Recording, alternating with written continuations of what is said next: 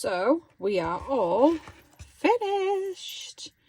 It's ended up rather chunky, but I do love it. I'm very happy with how it's finished. So I've added the little corners on, front and back, the metal corner protectors, just to finish it off. We've got some charms on the bottom where the of the strings for the signatures. A little cameo, heart, star, pearl, flower, and then a little gem. They're just tied on loosely, so you could take them off and use them elsewhere if you wanted to. That's the beauty of these journals, you can do as you like. When we open up the inside, obviously this comes away, and this is the huge full page that we made, sort of journaling card that we made from the from one of the book plates. I'll pop that back on. I'll whiz through. As you know, there are extra bits that I added in that are for you know, that I didn't do on camera, just sort of little surprises like this and this. So there are lots of bits and pieces tucked away. So this is a really quick whiz through. It's some of the different bits and pieces. This is from this is the little message that was written in the front of the book that I thought we'd keep on the pocket, which I quite liked.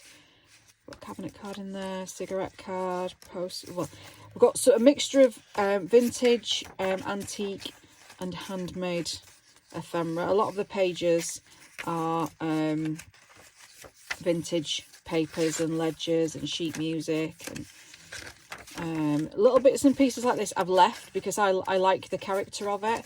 Any that were particularly fragile I have tried to repair.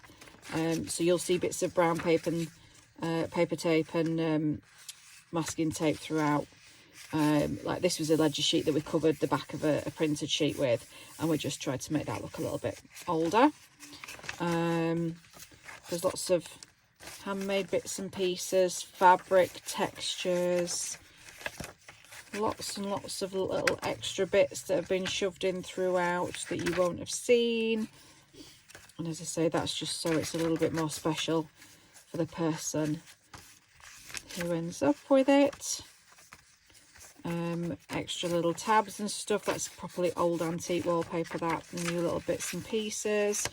Lots of the papers in here are from the 1800s, the early 1900s. Sorry, I should have done that way. That's a little envelope flip, and then I've extra bits and pieces in there. So there's stuff that you won't have seen. Lots of blue tones as well. Try to stick with a colour palette. Blues and neutrals. That is the original spine that we created a belly band out of, just to keep some of the original bits and pieces. Yeah, lots of usable, practical writing space. Journaling cards, postcards, fabric bits and pieces.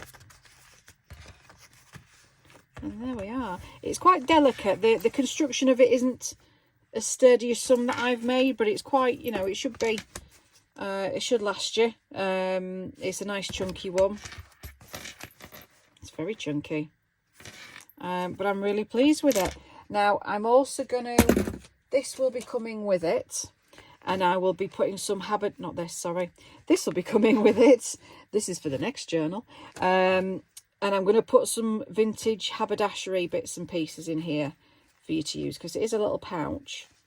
It is a little bit fragile, but I'm going to put some bits and pieces in there as well. So that will come with little fabrics and trinkets and things for you to use. So that is the little set. So that is going to be up on my Etsy. Well, now, by the time this is listed, by the time this is gone on YouTube. So thank you, Stiff, for sticking with it. It's been an interesting make, this bit of a challenge, but yeah, lots of fun. Thank you.